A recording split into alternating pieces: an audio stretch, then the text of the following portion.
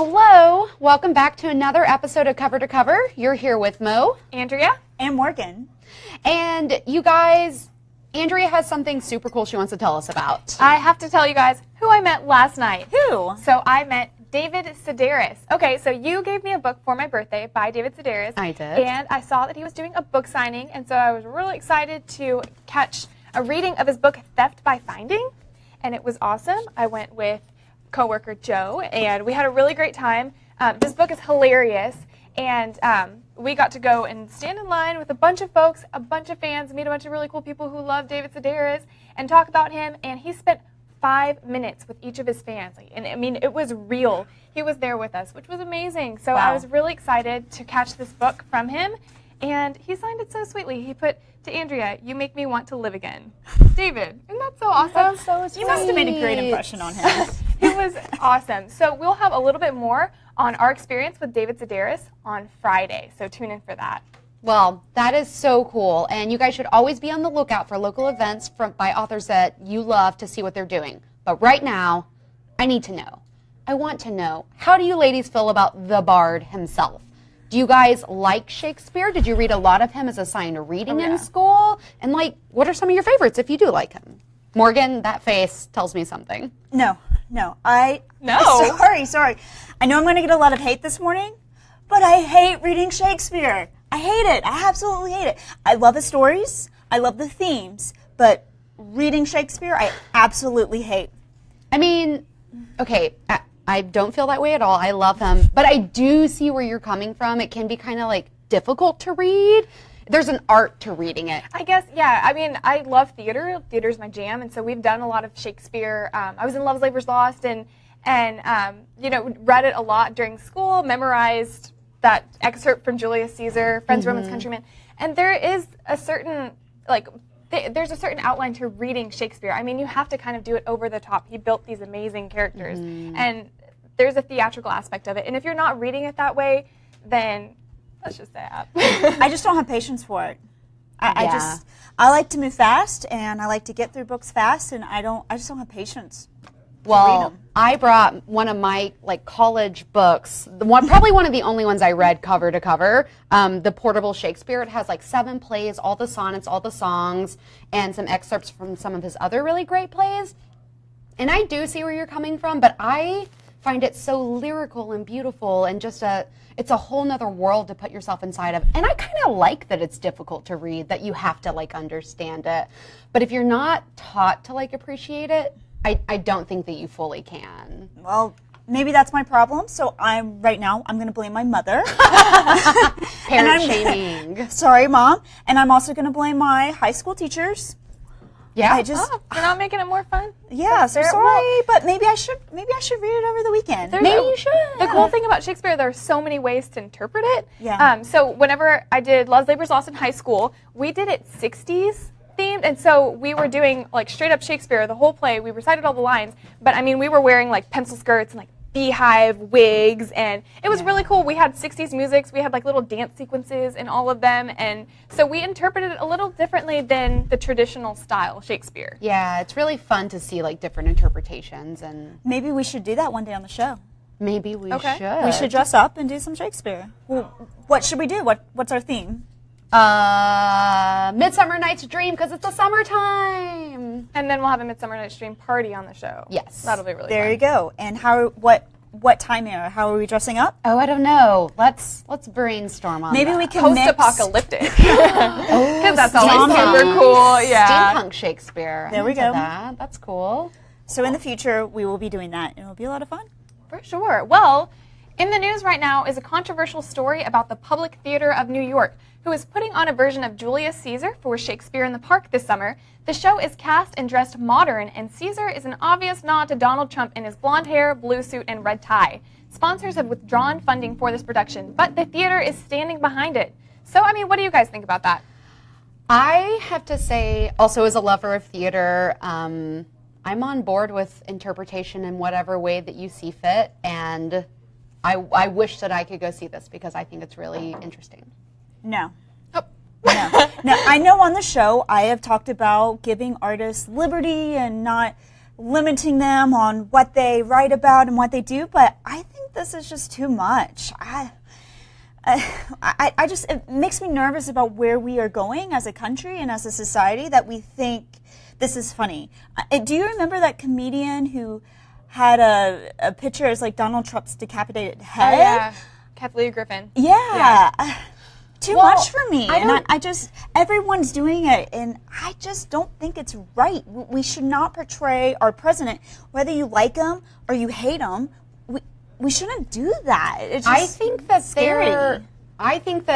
they're standing by their production because they're not doing it to say necessarily that it's funny. They're doing it to show the parallels of political power and how things can get out of hand, And as with Julius I Caesar. know lots of people have done this. A few years ago, there was a black one. There's been a woman. Some people, there's one company did it, and people wondered if it was supposed to be Tony Blair or George W. So Yeah, it's true. I mean, 5 years ago there was one with Obama, and no one said anything about that. So it's interesting, though. I think the stage should be a safe place. I mean, with theater, you should be able to express yourself. I mean, don't you think? I think so, but maybe someone should discuss ethics. And then you don't buy tickets. You just don't go. Then I don't go. Fine, I don't go, Yeah. but it's not something I would want to promote. Yeah. I mean, I'm not saying I am or am not a Trump fan. I just Yeah, for sure. Yeah, I totally see what you're saying. But I also see what people who are dissenters of this play, the things that they're saying online, and kind of the reason that they're standing by is that this play is about murdering your leader. But you know what? Those people don't understand Julius Caesar, because that is not what this play is about. Julius Caesar, Shakespeare wrote this to say this is a thing, this is what happened, but also the theme is to be anti-violence. The theme is what violence incites and causes and how it's destructive. That's so even though Julius Caesar dies at the end, that's just the ending. That's not what it's about. And that's how I feel about it. For sure. Yeah. Well, let's talk a little bit about the news, and one thing's for sure, people who love books tend to own a lot of copies of them. Book lovers love to build their libraries with their favorites and books from their to-be-read list. For those who want to step it up a notch, there are many websites where you can get first editions, signed copies, and other specialties. At thefoliosociety.com, you can get specialty book bindings, illustrated copies, and other special editions of your favorite books. Biblio.com is also a popular site where you can find rare and out-of-print books, as well as other collectibles. So, what are some things that book lovers love to collect, and what are gifts that you can get the book lover in your life? I know what I'm going to get all of y'all, because y'all have tons of books. A duster to dust off your Good books. idea. That is fair. Yeah, to dust off your books and your bookshelves, because I was looking at mine the other day and it's covered with dust. That's definitely like one cleaning thing that falls to the wayside that never happens at my house. So. Really? Every couple of months I have to go through like every single one and like dust them all, dust the like bottom of them. Yeah. Just to see that beautiful sparkling bookshelf. It is nice when it's all clean. Yeah. Other cool things that people collect to put on their bookshelves are like really cool bookends. I personally have too many sets of bookends, even though I have 1,000 books. I just have bookends as like decorations here and there. Yeah. And you can find like really cute like book themed ones or letters or just all kinds of different things. That's really cool. For me, I love anything Jane Austen, so I brought my Austen socks. So I have these really cute Jane Austen socks that can also pair as hand warmers. Which you will totally need in Texas, right? Yeah, and no, it's true. I mean, the AC is freezing everywhere. Yeah, I'm that's just true. saying. That's true. But yeah, no. So, and you can also do it as a sock puppet. It is a truth universally acknowledged that a single man in possession of a large fortune must be in want of a wife. Must be. And socks are really hot right now as far as like gifts. There's a lot of really funny socks. You can get socks with like cuss words all over them and stuff like that. So people love that kind of stuff. And bookstores are really good at selling just general memorabilia, collectibles. You can get like tote bags with pictures of your favorite book. You can get art prints with your favorite candles. book quotes. You can get candles. Like there's a smell to your book. You can get, a book scented candle. And sometimes they'll pair candles that like smell like liquor if you're reading like Hemingway or something. Stuff like that. Love it. In my household, I think the best gift I have given is just simply an e-reader, because I was getting frustrated with all the books that were coming into my house, and we have moved several times, and moving all those books is a pain. So I got my husband an e-reader. Yeah. And I think the one thing I would like, though, is some really good headphones. I was Yeah. I was getting a pedicure on Sunday, and my idea was I'm going to sit down, I'm going to relax, and I'm going to read a book on my phone because that's where I love to read. And they were playing Michael Jackson videos nonstop, and I could not concentrate and I could not read. So good headphones, like creating a great atmosphere, a great space for reading. Do y'all have a place where you love to, well, you like to hide when you read, right? I love to go in a corner. Like, you open a closet and Andrew's just like in there reading. Or like under a table. Like, I love it. Yeah. I like to be outside, so headphones would be really a good investment as well if I'm going to be listening to audiobooks or something, just so you're not disturbing other people, and also so you can like stay in that world so you don't have to talk to other humans, which is also cool. So you guys keep all of that stuff in mind and add that to the list of gifts that you're going to get me for my birthday next month, right? Okay. Right? Yeah, I mean, hey, you did great with your book for me for my birthday. Thank Love you. it. Still my birth week. Yeah. So she's still accepting gifts if you want to give any of these things to Andrea. Of course. So, be careful what you do and promise to do because you might be eating your words later. Matthew Goodwin, professor of political science in the UK and author of Brexit, Why Britain Voted to Leave the European Union, tweeted that he would eat his book if Britain's Labour Party polled above 38% in the UK general election, while the Labour Party came in at 40%, and Goodwin received many tweets to make good on his promise. He was happy to oblige, and now this amazing video of him eating pages from his book is trending online this week. So what do you guys think about that? That's crazy. I love it. I think it's so hilarious that, first of all, he only said that because he thought there was like no way that it was going to happen. And then when it happened, he owned up. Like, he did He made good on his, yeah, he sure did. I think it's hilarious. What do you think?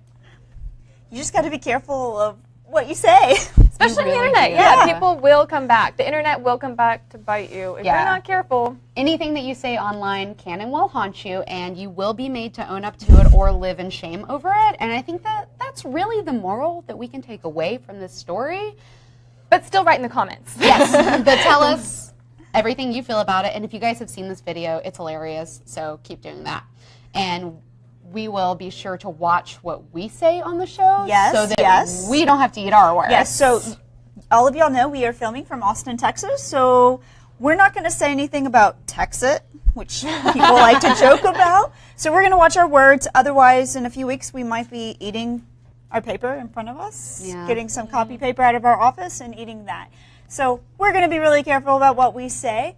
But right now, ladies, let's take a short break, and in a moment we're going to talk about influencers and book influencers and have a great conversation around that. So we'll see you in a second.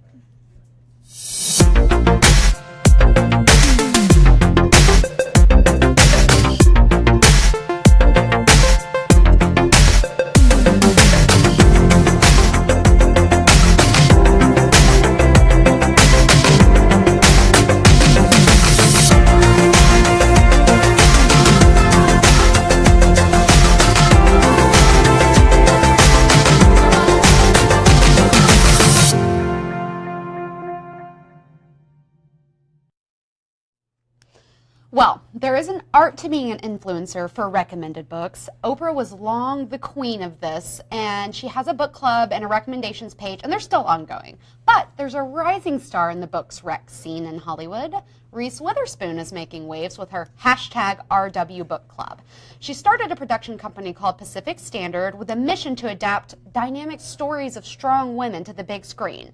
And she's helped make books such as Wild by Cheryl Strayed, Gone Girl by Gillian Flynn, and Big Little Lies by Leanne Moriarty. And they're all bestsellers now and even beyond. So do you guys enjoy knowing what books are going to be made into TVs or movies? Does it give you like time to catch up and read? And do you get really tired of saying the book was better? Yeah, no, true.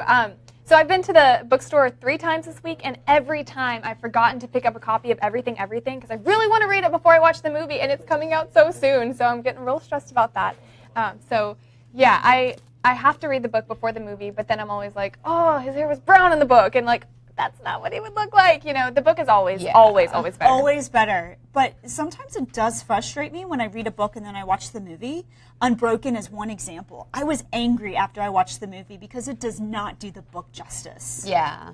And that's kind of like the long-standing story is rarely do they get it right. Very rarely. And of course, when we read a book or a story, we have our own ideas of what the person should look like, how they speak, their candor, all of that sort of stuff. So it's always marred by our impressions versus their artistic interpretation. And it really makes it hard. It's really hard sometimes. Yeah. So I also always try to read the books first. I also think it's really cool that people like Reese Witherspoon are doing this whole sort of thing because it really is good for the authors, right? So because she picked out Cheryl Strayed was already a little famous, but since Reese Witherspoon has tied herself to her and decided to adapt her works and she's optioned for future Cheryl Strayed books, she is all over the place. Her career has taken off. She has so much funding. She has so many book deals. And that's a really cool thing to be a part of that, I think. I also think it's really cool that it gets people reading. Yes. Yeah, that's the number one. So RW Book Club, we also recommend books, if you guys don't already know that watching our show. So hashtag cover to cover Rex. Yes, of course. We're always recommending books. Making people famous. And I wrote down the next 12 books that Reese Witherspoon has optioned for her production company in case you guys want to go ahead and start that to-be-read list. She has optioned A Wrinkle in Time by Madeleine L'Engle. Did y'all read that? I read that one. I love that. Truly Madly Guilty by Leanne Moriarty, who also wrote Big Little Lies, which I enjoyed. Luckiest Girl Alive by Jessica Knoll. All Is Not Forgotten by Wendy Walker. Napkin Nose by Garth Callahan, which is a little book about him writing notes to his children on their napkins, but then also he gets like terminal cancer. It sounds like a real tearjerker. Opening Bell by Maureen Sherry. Ashley's War by Gail Lemon. The Thing About Jellyfish by Allie Benjamin, Second Life by S.J. Watson, In a Dark Wood by Ruth Ware. Have y'all seen that book? No. In a Dark Woods. It's kind of had this really cool white cover with this really intense black tree on it, and it always looks like a little scary. And then the last two, Tiny Beautiful Things by Cheryl Strayed and Supreme Courtship by Christopher Buckle. So those are 12 books that we know are going to be made into movies or TV shows. Is she going to act in all of these? No. Some of them, like Gone Girl, she didn't act in. She just produced it and helped adapt the script. So I think she's kind of seeing where she fits best into that. Okay. You go, Reese. Yeah, you go, girl. I love that. Well, speaking of strong women who like to recommend books to us, were we going to go to Tiffany? Yeah. Tiffany always has great recommendations for us and for all of us to read. So let's go to Tiffany and see what is on your nightstand. Tiffany? Thanks, guys. Okay, so today we are talking about Full Wolf Moon by Lincoln Child. And Lincoln, he's a prolific author. If you want to be a writer, he's a great author to study. He's got multiple series out. He's done well over 24 books. And they're really fast-paced. He does great character development, and his plot arc is easy to follow. So a good one to study if you're into writing and reading. This book, Full Wolf Moon, takes place in the Adirondacks during the full wolf moon, which is a January moon, so it's super cold. It starts out with this guy hiking. The author geeks out on gear a little bit, so it's kind of fun. He's camping, he's hiking, it's the full wolf moon, it's cold. He's wondering, is he going to get there in time to get a hot meal? And no, he's not. He smells something kind of weird. Here in Texas, when we go hiking and we have this weird, gnarly smell, usually it's a snake den. Maybe in Alaska, it would be more like a bear den.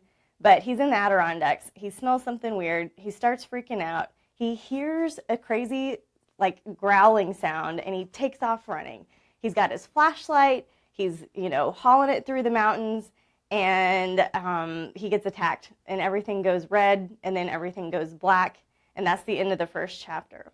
So, what was it? What attacked him? The town seems to think it might have been a werewolf.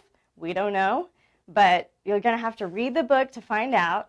So I want you to click in the comments at the end of the show and get this hardcover book by Lincoln Child, an awesome author to study, for only 99 cents at the end of the show. So I'm Tiffany Harlick, and this was What's on My Nightstand.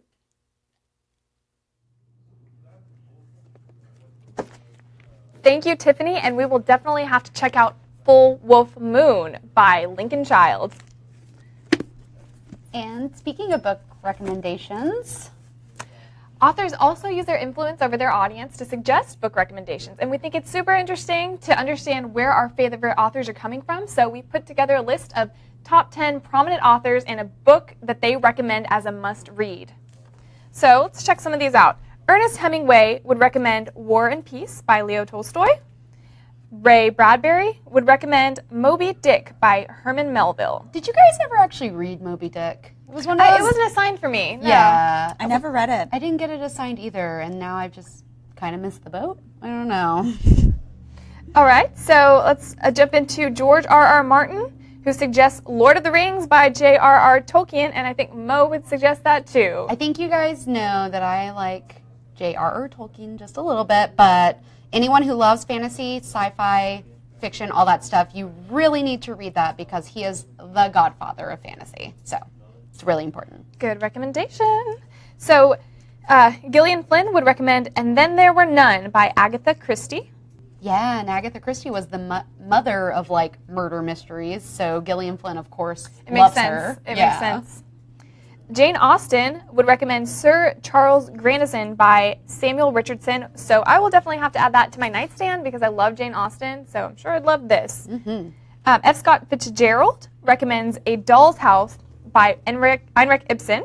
Which is really interesting because it's also another social commentary a la The Great Gatsby, so makes sense that he likes that too. Samuel Beckett recommends The Catcher in the Rye by J.D. Salinger. Yeah, that's a classic for sure. R.L. Stein recommends Dandelion Wine by Ray Bradbury. I haven't read that either, but I need to. Science fiction. I hear it's good. Yeah, I guess we'll be adding that one to our nightstand. Mm-hmm. J.K. Rowling would recommend Emma by Jane Austen, which is a really good book, and that should definitely be a recommendation just all around. Yeah. Everyone's nightstand. And Maya Angelou recommends A Tale of Two Cities by Charles Dickens. And that one makes sense too. Yeah, super classic. Yeah, so, all right.